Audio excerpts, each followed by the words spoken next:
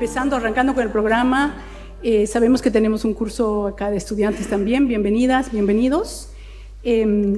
Vamos a tratar de mantenernos en el tiempo del programa, hacer esto como en el tiempo que nos queda de 1 hora. Esta presentación es respecto de uno de los productos bien importantes del proyecto, que lo conocemos como el Atlas de acumulación territorial. Yo voy a hacer esta presentación de una primera etapa de este Atlas y luego nos va a acompañar desde la Argentina Lorena Cardín, que es quien ha liderado como una segunda etapa de este Atlas. Como ustedes ven, estamos refiriéndonos no solamente a aquel Atlas de acumulación territorial, sino a un Atlas de acumulación y contestaciones territoriales, siendo estos dos los ejes, los motivos, los dos propósitos del proyecto Contested Territories, de reflejar, registrar, documentar, visualizar, compartir tanto las diferentes formas de acumulación como las diferentes formas de contestación y resistencia a la acumulación. Así que voy contándoles que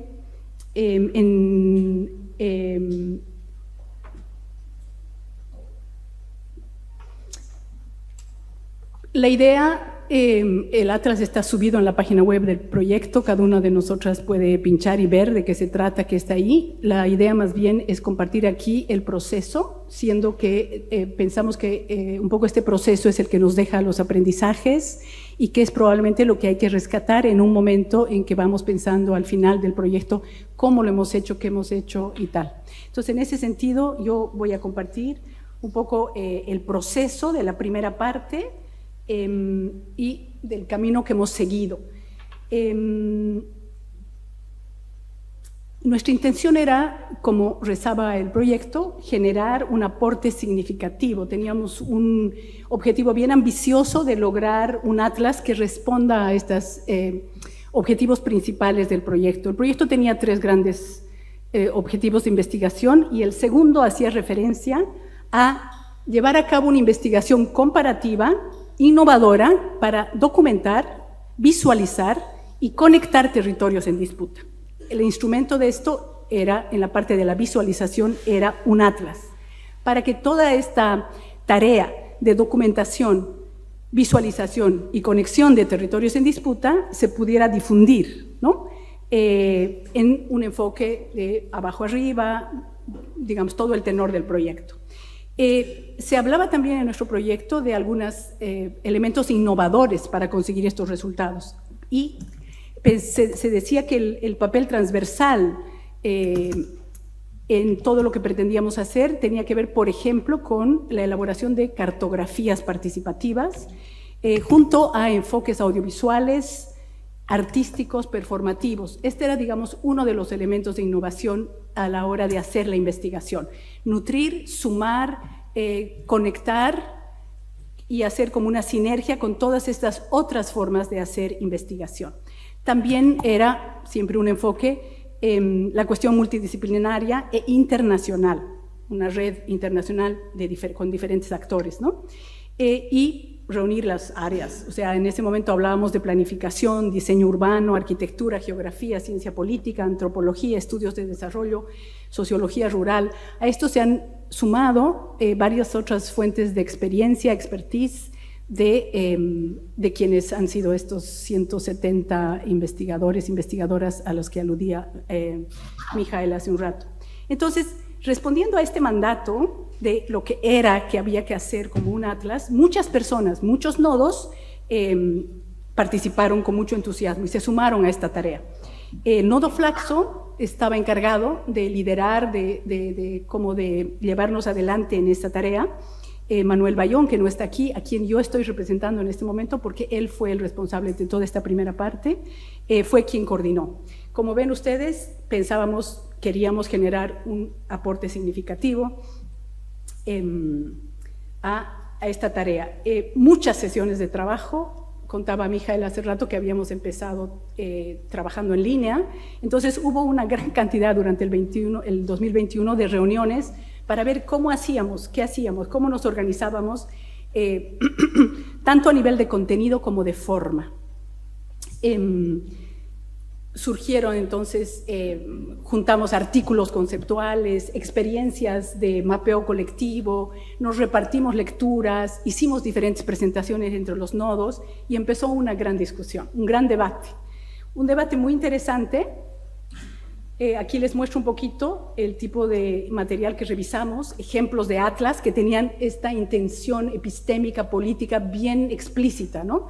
Que hacía eco a lo que nosotros queríamos hacer. No estábamos inventando la pólvora, más bien queríamos nutrirnos y, de aquello que estaba sucediendo en términos de cartografía, la discusión y los productos. Entonces, estaba entonces ya en nuestras manos el This is not an Atlas, que es este proyecto, libro, bien importante, bien interesante, conocido, ¿no? De contracartografías, que documenta experiencias de grupos marginados en muchos lugares del mundo, una colección de mapas políticos, sociales, artísticos, de muchos lugares, sobre luchas, resistencias que desafían y contestan, digamos, las representaciones hegemónicas de lo que sucede en el mundo. Entonces, ese era el This is not an Atlas que estábamos mirando.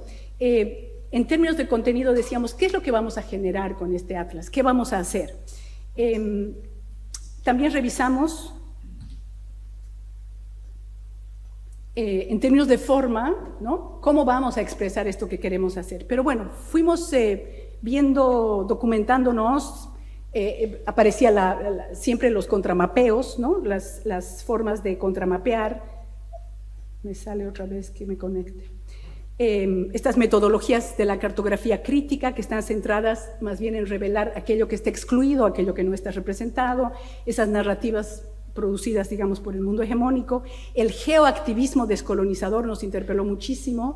Manuel era es del colectivo de geografía crítica del Ecuador y allí habían ya productos. Había, por ejemplo, el trabajo de Ecuador, que era el Atlas, no sé si es Atlas, podría estar equivocándome, pero el Atlas crítico del Ecuador era ya un Atlas crítico del Ecuador, era ya un ejercicio hecho, ¿no? Entonces, Manuel también venía con estos insumos, con estas lecturas, y bueno, toda esta fue un poco la dinámica. Vimos que con el geoactivismo era esta otra expresión de la geografía crítica, el mapa como artefacto político, procesar, analizar la información y el conocimiento, siempre con el espacio en un lugar central. Eran metodologías siempre que estaban a la mano y que estaban rompiendo y estaban trabajando en función de derechos y luchas por el territorio. También ahí nos sumamos al activismo transmedia, ¿no? Me anoto aquí, Srivastava, de cómo el uso colectivo e integrado de diversas plataformas, el activismo transmedia, puede impulsar flujos de contenido destinados a una causa basado en procesos de generación colectiva de conciencia, compromiso, acción. Partiendo de que estas redes de comunicación, efectivamente, además, especialmente lo digital, puede ampliar el alcance. Jaime nos explicaba perfectamente esto ayer, ¿no? Del alcance que puede tener a partir de los instrumentos hoy día una causa, un intento de fomentar la movilización social. Entonces, bueno, todo esto estaba sobre la mesa, pero tengo que además decir que nuestro debate, como debe ser cualquier debate, logró algunos consensos y sumamos muchísimos disensos, muchísimos. Porque finalmente habían, como puede decirse, dos posiciones, o por lo menos, no es que estábamos miti-miti, simplemente habían como estas dos formas de pensar. No podría decir cuántos aquí, cuántos allá, pero si bien estábamos en consenso de que queríamos utilizar metodologías participativas que combinen el arte, los medios, que podamos reflejar nuestro mapa en algún formato que no sea dependiente del Internet, para que en comunidades alejadas puedan participar en un atlas dinámico, etcétera. Cuidar de que esas poblaciones, comunidades más vulnerables, sensibles a conexión o no conexión, puedan participar, que estos territorios aparezcan, que no sea un ejercicio vacío, pensado muy académico, que los territorios no queden como antes, lo tengo entre comillas, ¿no? Había esta sensación de que después de un atlas, de un proceso de co-construcción, que esos territorios no queden como antes. En fin, a pesar de que habían estos consensos, digamos, de nuestra intención, los disensos eran muy importantes, fueron muy importantes, porque concluimos que la palabra atlas nos remitía siempre, nos traía una carga colonial de facto, de hecho, de inicio, de nacimiento, ¿no? Que cartografiar y utilizar las herramientas de geolocalización nos mantenía en esa lógica cartesiana.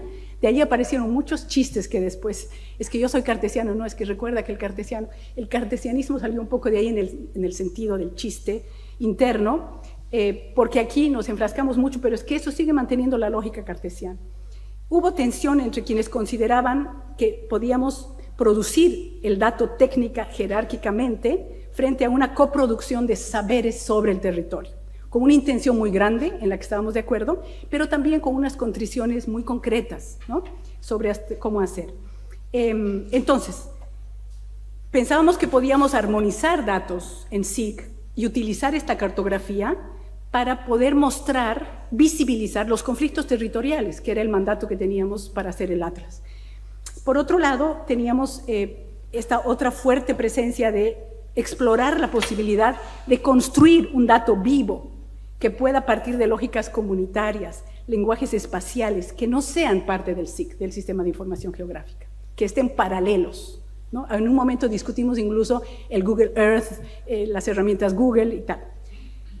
Bueno, había pasado ya un año y seguíamos en un intenso, interesante debate. Cómo integrar saberes, representaciones no cartesianas del territorio, y finalmente dijimos, vamos a intentar tratar de hacer algo complementario entre estas estrategias, sí, reconocidamente tradicionales de la cartografía, pero que tienen mucha potencia y que seguramente estamos montarse en ellas, y estas nuevas estrategias de ciencia ciudadana también. Ok, ese fue un poco finalmente el intento. Voy, Lore, que está escuchándonos al otro lado, voy pasando ya voy a dar la palabra a Lorena en un par de minutos. Entonces, Flaxo dijo, tal vez necesitamos un poco de presencialidad, ¿no? De juntarnos para arrancar ya en trabajar en cartografías o tener una discusión viva. Entonces, tuvimos finalmente un encuentro muy importante, se organizó en nuestros fondos B1 una mapoteca amazónica.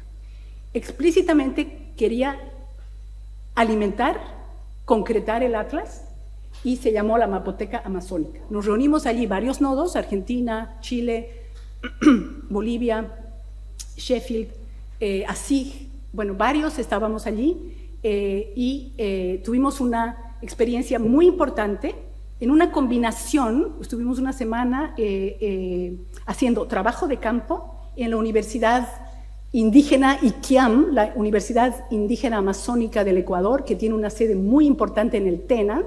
IQIAM se llama la universidad, que tenía las instalaciones. Allí trabajamos con el UMAP, trabajamos en cartografías, combinamos también con talleres de cartografía anímica, talleres de mapeo del cuerpo-territorio, talleres de performance, ¿no? O sea, queríamos, para tratar de transmitirles esta inquietud que teníamos de ver otras formas de cartografiar, pero llevarlas a la cartografía digital, no. Entonces tuvimos talleres experienciales. Y después, o sea que fue muy interesante conocerlos, ser guiados por esos talleres, nos dieron insumos de todo tipo, los sistematizamos y trabajamos en UMAP los problemas de cada caso de cada país. Así que así arrancó en esta mapoteca amazónica, con talleres de trabajo en cada nodo, trabajando ya con el UMAP, en la generación de productos.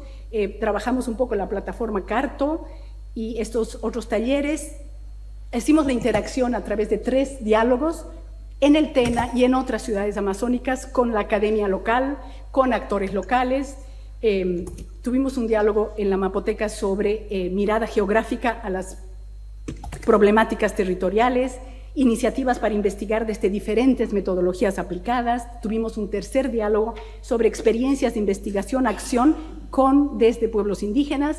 también con oradores locales, con todos los actores académicos y no académicos en este sector de la Amazonía, junto a visitas de marcha y navegadas por las comunidades del río Napo y recorridos que llamamos culturales. Entonces, bueno, ahí hicimos como una experiencia completa y este fue la mapoteca amazónica con la que arrancamos el Atlas, que es lo que después ustedes vieron en la página web. Tuvimos otro momento de encuentro, entonces así arrancó y así fue la primera etapa, liderada por Flaxo, por Manuel Bayón, con estas lecturas, con estas tareas autoimpuestas, con todo este debate que trato de ponerlo en breve. Y llegamos a otro momento de presencialidad, otro proyecto que nos juntaba, esta vez en Bolivia, el Diálogos Sur-Sur.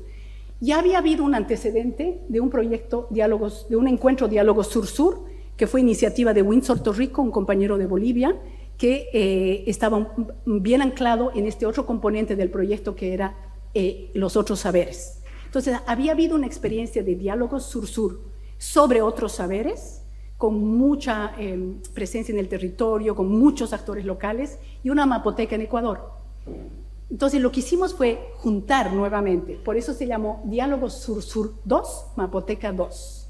Aquí 11 nodos participaron en un encuentro de 3 semanas. En términos de logística fue un desafío importante, pero fue un momento de cohesión también muy importante, ¿no? Tuvimos 5 módulos de trabajo y ahí surgieron un poco, ya empezamos a recoger los temas a los que debíamos responder en términos del proyecto y que también estaban surgiendo de estas redes a las que hacíamos referencia ahora al inicio. Trabajamos género y movilidad, trabajamos el tema de la multilocalidad, porque sin la multilocalidad en países como Bolivia y otros, no se puede entender las movilidades en el territorio, las diferentes acciones que se hacen en uno y en otro, estos intercambios urbanos rurales, esta forma en que los jóvenes indígenas urbanos se mueven, ¿no? Esta movilidad permanente, multilocalidad, que además desde la economía está estudiada como la multiactividad en contextos de gran informalidad. Estamos hablando de Bolivia y sin duda, seguro, muchos otros países de América Latina. Entonces, género y movilidad, multilocalidad, infraestructuras del extractivismo, ya era un grupo de trabajo que estábamos trabajando, ahí me falta poner agua, medio ambiente y agua, y teníamos además una tarea de networking, estábamos en un momento de presencialidad en que teníamos que reforzar estos proyectos en línea y le dimos un tiempo para el networking y también en este componente de formación que tiene el proyecto, que tuvo el proyecto, logramos hacer seguimiento a tesis doctorales, alumnos del programa de doctorado de Cochabamba de CEPLAC, nos presentaron sus avances de tesis y estuvo presente el Ciudades Reveladas en una versión, como siempre ellos, adaptada al contexto, a lo que estamos haciendo, al proyecto. Entonces, ese fue nuestro encuentro, Diálogos Sur-Sur, y Mapoteca 2, que tenía este otro componente de Atlas, donde nace, juntos allí hablando de alimentar el primer Atlas. Porque el primer Atlas era el entregable, lo que teníamos que hacer. El segundo Atlas fue una autoconvocación, un esfuerzo autoconvocado para nutrir ese Atlas.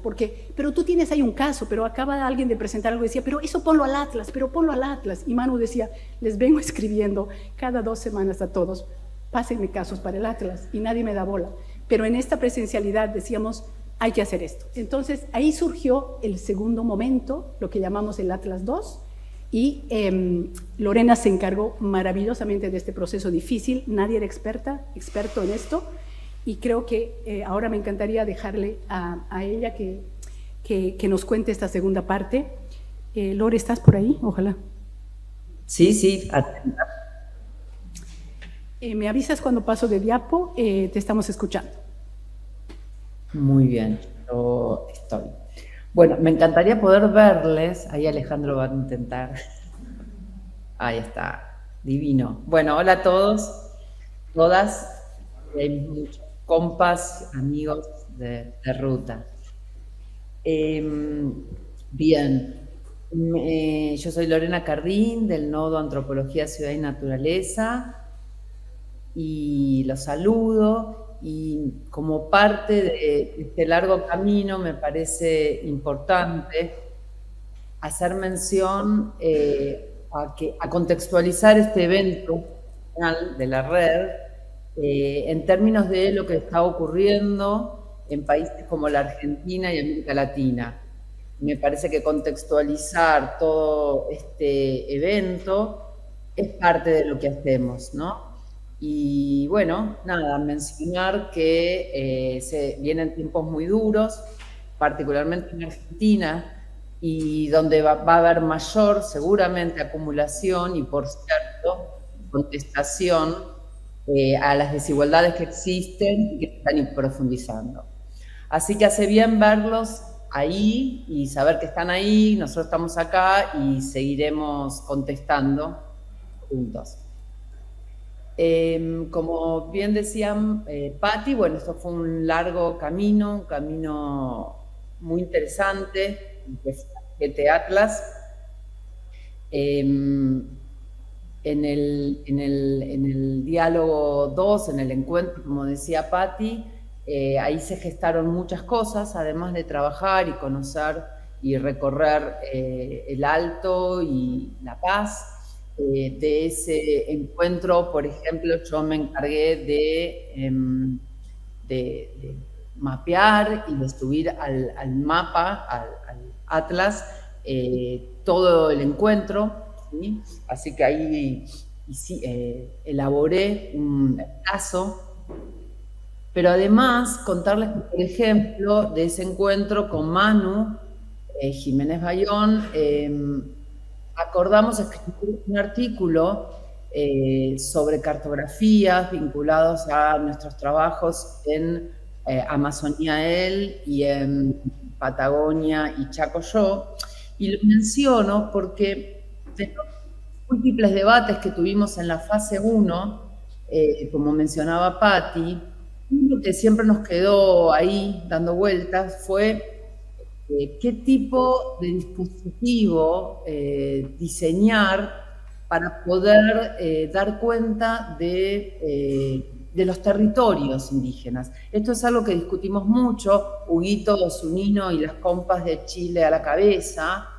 Y bueno, en algún momento se resolvió seguir por el camino de lo cartesiano. Pero en este artículo que pensamos con Manu, un poco motivado por estos debates en el grupo, escribimos un artículo donde lanzamos una posición en términos de que estos dispositivos no alcanzan para dar cuenta de la ontología relacional y que está muy bien provocar a los tribunales cuando acompañamos juicios con otro tipo de dispositivos, empezar a pensar otro tipo de dispositivos.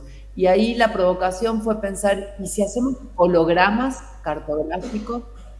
Y entonces ahí justificamos en este artículo que saldrá en un par de meses, cómo pensar otra cartografía que sea más respetuoso de las ontologías relacionales. Bueno, esto para comentar que los debates fueron muy nutritivos verdaderamente. Bien, Patti, te pido la diapositiva.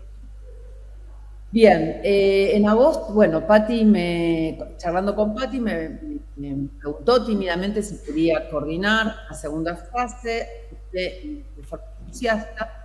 Y a partir de agosto, por más de un año, estuvimos trabajando con un hermoso equipo entre 10 y 11 integrantes. Y teníamos varios desafíos. Uno era trabajar sabiendo que no íbamos a tener ningún encuentro presencial con lo rico y potenciador que son esos encuentros. O sea que la virtualidad iba a ser nuestro ámbito. El objetivo de este Atlas 2 era alimentar el Atlas de nuevos casos trabajados por miembros de la red. Han quedado muchos y no queríamos que no se representaran en el Atlas. Siempre confiamos en la potencia que tiene un mapa, tanto por su capacidad de síntesis como de representación de conflictos. Y era por eso que queríamos integrarlo al Atlas, al resto de los casos. Otro desafío importante en esta fase 2 fue que no íbamos a representar nuestros propios casos, como hicimos en la fase 1, sino casos que habían realizado, abordado, pensado otros investigadores y que solo nos íbamos a poder comunicar por mail o por WhatsApp. Eso fue fuerte. Lo primero que hicimos, yo no estoy viendo, Pati, ahora si pueden poner la cámara para la pantalla, si yo veo lo que vos estás presentando, sería genial.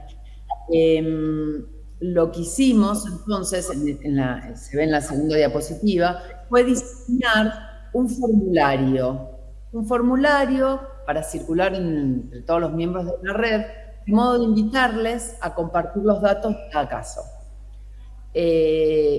Una vez recibida la respuesta, que hay que reconocer que fueron muchas y muy entusiastas todos los investigadores, bueno, distribuimos todos los casos, eran más de 40 casos, o sea que era un gran desafío, y los distribuimos entre nosotros, los miembros del grupo.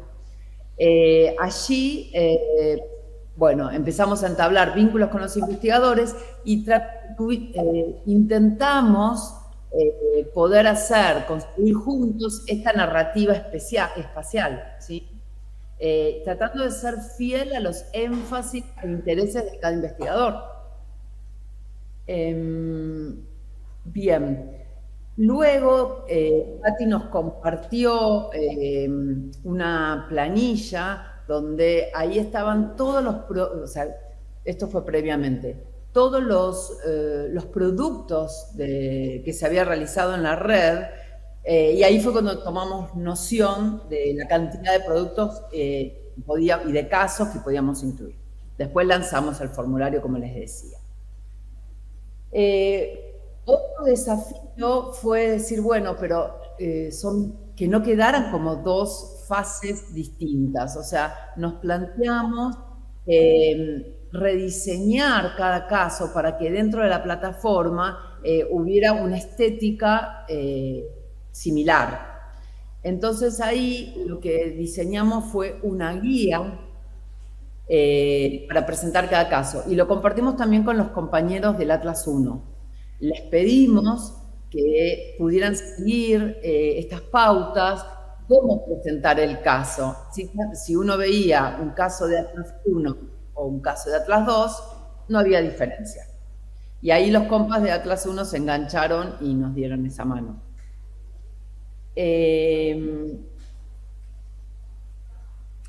Paso de diapo. La próxima diapo, no las estoy viendo, pero supongo que vamos en coherencia. Sí. Tuve que dar una capacitación en UMAP, así que nosotros en el encuentro de Amazonía habíamos aprendido a utilizar esta plataforma que es open source, que tenía la facilidad de que gente que no era experta en cartografía lo pudiera utilizar.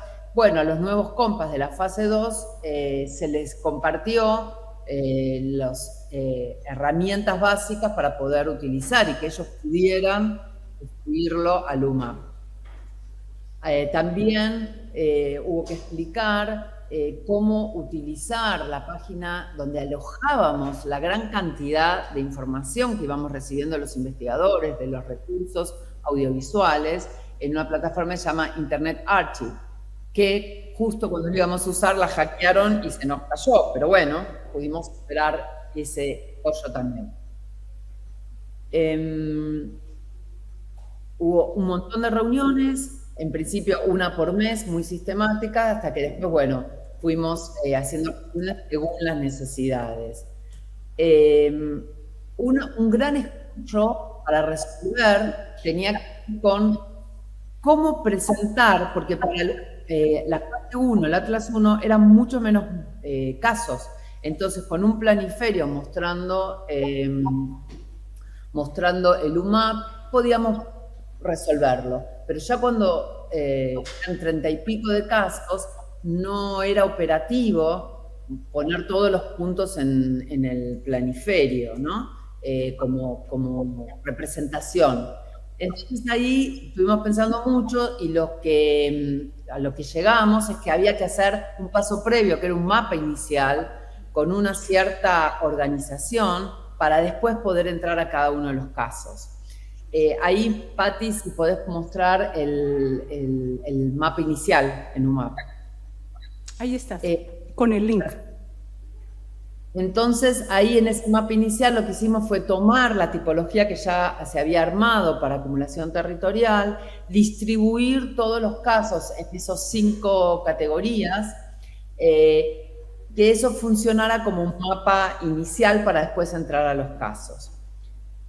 Durante la estancia mía en el Nodo de Francia, ahí lo que hice fue armar el mapa inicial y poder hacer una sintonía fina y la curaduría de cada uno de los casos. El Atlas funciona como un repositorio de información que en algunos casos está georreferenciada y en otros no, porque en algunos casos importa saber cuál es la coordenada, el lugar concreto, y en otros no, porque se trata de actividades que ocurrieron en una zona o en un barrio, así que ahí no tiene tanta importancia el lugar exacto. Bien. Ahora sí pido compartir pantalla, así muestro la página del Atlas. Entonces, comentarles, que ya lo hizo también, que el diseño de la página la hizo Alberto, y nosotros le colaboramos para poder hacer la posta, para poder entregarle los mapas, etc. También ayudamos un poco con la actualización de los textos de la página. Acá ustedes ven que el Atlas, como bien dijo Patti, se denomina Atlas de acumulación y contestación porque teníamos diversos casos. Uno puede ver en la pantalla inicial la entrada al UMAP y, como les comentaba, la tipología, los 5 tipos de map de la categoría de la tipología, donde uno haciendo clic va viendo cómo se distribuyen por color, ya sea extractivismo de rentas, urbanización y reurbanización, mercantilización, digamos, todas las tipologías que es previamente, en la cual nosotros distribuimos los casos. Se puede ingresar tanto por el menú, deriva a los distintos casos. Acá lo que estamos viendo en el panel izquierdo es justamente la estética que diseñamos, la estética para todos los casos, cuestión de que hubiera una coherencia también en ese sentido. Y como les decía, uno puede entrar por las distintas tipologías o puede hacer clic en alguno de los puntos y también nos conduce a el caso, cada uno de los casos. Por ejemplo, voy a ser un poco autorreferencial, pero es el propio caso que yo subí y que conozco más, ¿no? En este caso, que es el de la lucha de la comunidad com votada en Apucana Bogó, los mapas están georreferenciados, pero funciona básicamente como un índice para distintas temáticas de la lucha de la comunidad. Entonces, podemos ir a la etiqueta donde se ocurrió la represión, el corte de ruta y la represión policial. Se puede ir a el lugar donde reclaman la comunidad su territorio, y lo interesante de este atlas es que combina texto, mapa y distintos recursos audiovisuales, como por ejemplo videos y fotos. Aquí, por ejemplo, subimos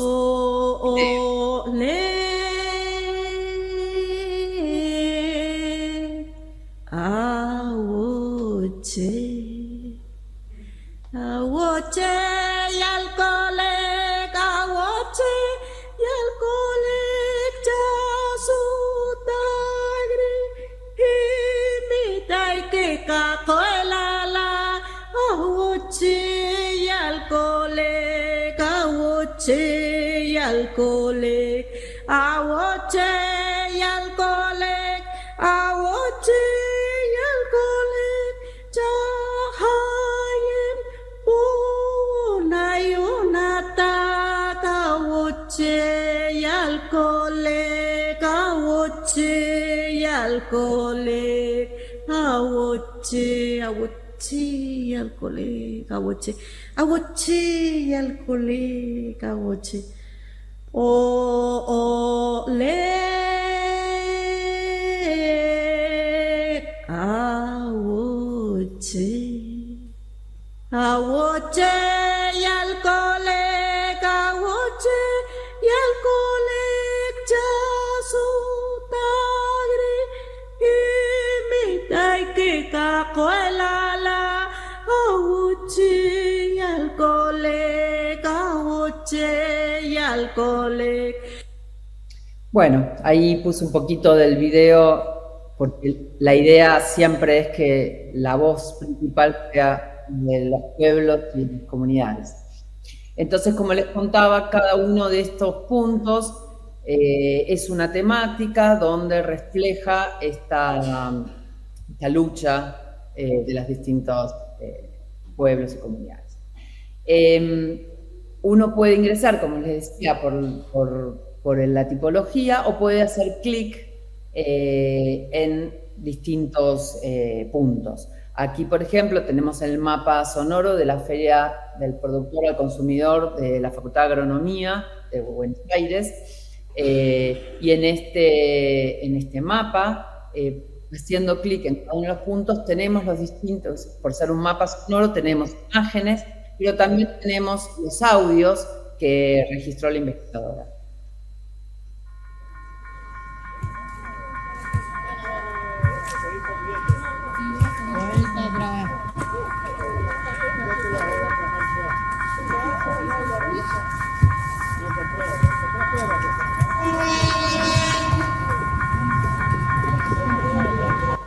Quienes conocemos la Facultad de Agronomía sabemos que hay un, como Trixie que está ahí, cruza un tren, y ese es el hermoso ruido además de la feria en sí, ¿no?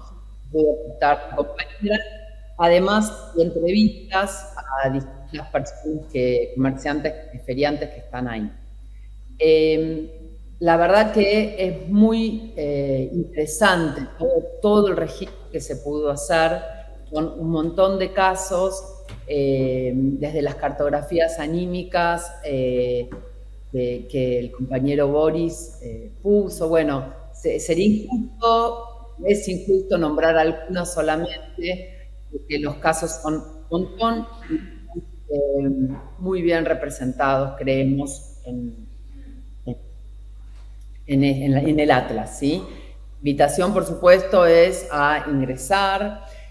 A ver, esto es un repositorio que es dinámico, tanto los conflictos y las disputas lo son y lo van a seguir siendo. Entonces, para que realmente cumpla su objetivo, la idea es que lo difundamos y que lo sigamos alimentando. Todos los quienes participaron en el Atlas saben que se actualiza por map y ya se ve reflejado en la página web. Y también yo me ofrezco a que si alguien quiere poner un caso nuevo o modificarlo, les pueda dar una mano. En la página web, como ven, hay distintos enlaces a distintas etapas y momentos y ámbitos de la red. Y finalmente acá, nuevamente tenemos las 5 categorías, la tipología, con la cual se puede ingresar a cualquiera de los casos, ya sea desde aquí o, como les he mostrado, desde este visor, este frame del UMAP. Bien, a ver, chusmeo si me queda algo, creo que no. Volver a decirles que para que cobre vida el Atlas, ahora tenemos que visibilizar estas luchas, esta acumulación y estas contestaciones, alimentándolo día a día, digamos. Bueno, ahí ya puedo dejar de compartir pantalla. Gracias. Y les agradezco.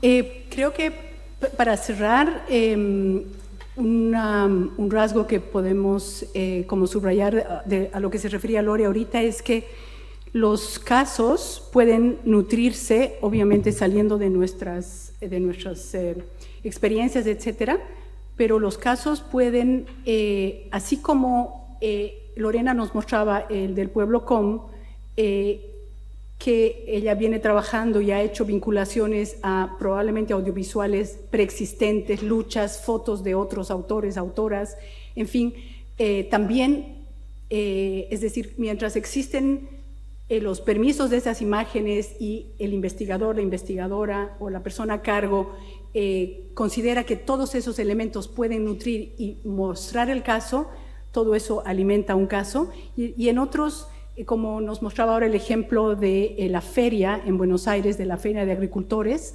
el proceso ha sido súper interesante porque lo ha trabajado Jimena, ha sido su tema de estudio en el laboratorio de Madrid, el último que se ha hecho, como ella ha trabajado mapas sonoros, otros hacían documental, otros hacían otros productos, otras.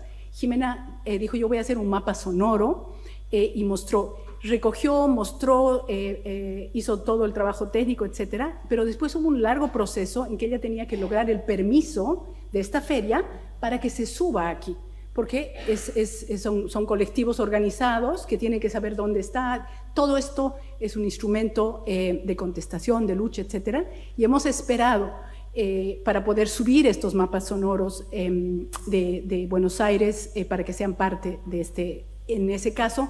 Todos los audios, todas estas fotos están producidas para ese caso, están armadas con ese caso. Otros no, para decir que hay muy diversas maneras de mostrar cuando el instrumento es más político que académico, digamos, cuando tiene estos fines que son lo que venimos repitiendo desde el inicio en términos del perfil y mandato de este proyecto, ¿no?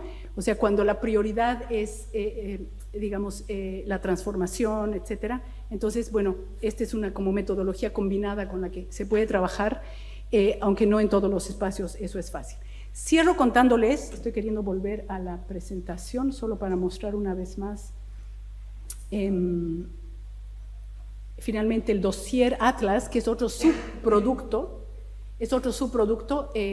después todavía articulados, quienes estábamos involucrados, no hemos puesto nombre, no hemos nombrado muchas personas, porque está un poco difícil. En la primera etapa participaron muchos nodos, estaba Polini, Héctor está acá, que ha estado en los dos procesos, han habido muchas participantes, los casos ahí están de diferentes nodos, y en la etapa segunda se sumó ya un SAM, el nodo de Argentina, y algunas personas, algunas con vinculaciones a cartografía, otras no, nunca una persona más técnica y experta, se sumaron, y Manuel Bayón, Lorena y yo, como quedamos un poco ensartados en esta temática, quisimos recuperar el valor de aquellos debates a los que yo hacía referencia, convocando a un dossier, para que todos esos debates se vean encontrados y continúe esa discusión de las posibilidades, de las condiciones de posibilidad en un texto escrito. Así que ahora hay una convocatoria, hubo una convocatoria, buscamos una revista, esto es la revista Territorios de Colombia, que es una revista académica basada más sobre geografía, que no tenía muchos dosieres, no tenía mucha tradición de mostrar cartografías. Entonces aceptaron nuestra propuesta, son anfitriones, digamos, de esto que pretendemos hacer, se hizo la convocatoria, tenemos en este momento en revisión, están 12 artículos, varios de ustedes, han sido convocados para ser lectores, y entonces se está produciendo en este momento como un subproducto también de esta discusión, de esto que fue el Atlas, un dossier que será publicado en la revista Territorios. Esto era lo que teníamos para contarles sobre el proceso que ha sido el Atlas en el Contested. Muchas gracias, creo que ahí estamos.